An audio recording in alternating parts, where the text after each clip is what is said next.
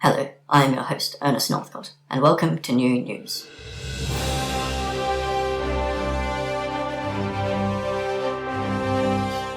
While the world as we know it is slowly being ripped apart by the most tenacious corona to appear since Jesus got his crown of thorns, it is always reassuring for citizens of the world to know that humanity has our top people on the job, logically working through it and keeping us safe. I've had good, proper feelings about a lot of things over the years, and I think we're going to do well. Stop hoarding. I can't be more blunt about it. Stop it. It looks like we're at the lower end of the curve in terms of death. Shopping centres remain open. I was referring to the food courts in the shopping centres. I'm not sure. They're the ones that I've mentioned about beauty, therapy, tanning, waxing, etc.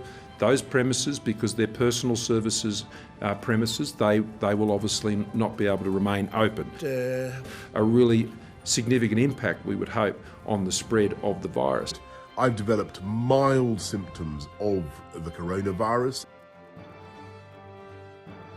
Yet, although we can all sleep soundly, knowing that our beloved leaders are looking after all of us, and themselves, medically, there is a growing chorus of concern among the plebeians about our beloved leaders not looking after them economically. With hundreds of millions of the buggers out of work, struggling to pay bills or buy groceries, their small businesses going bust left and right, and our beloved national governments having to move blocks of money around to prop up the economy like it is the world's biggest game of Jenga, sometimes it almost seems as if a global capitalist agenda of dog eat dog is not the most effective way to distribute wealth and create a stable country. Luckily, we have our best economic juggernauts putting a stop to such nonsensical balderdash. I sat down with American economist Milton Friedman, renowned both for his neoliberal agenda and for being dead, to discuss what role the government has to play in the economic management of this unfolding disaster. Mr. Friedman, thank you for joining me today. Can you tell us, what do you think of the government's responsibility is in Unprecedented. It's an unprecedented times? This building doesn't have responsibility. Right.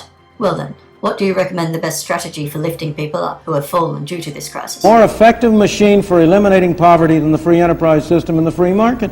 But is the free enterprise and the free market not exactly what has failed us this time? Almost every single one of them is a result of government action, and would be eliminated if you eliminated the bad government failures.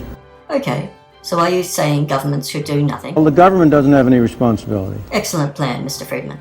And one last question. From either the billions of poor or one of your modern neoliberal successors, who would you rather feed into the meat grinder of your capitalist nightmares? One vote for the poor. So, everyone got that? Are we clear?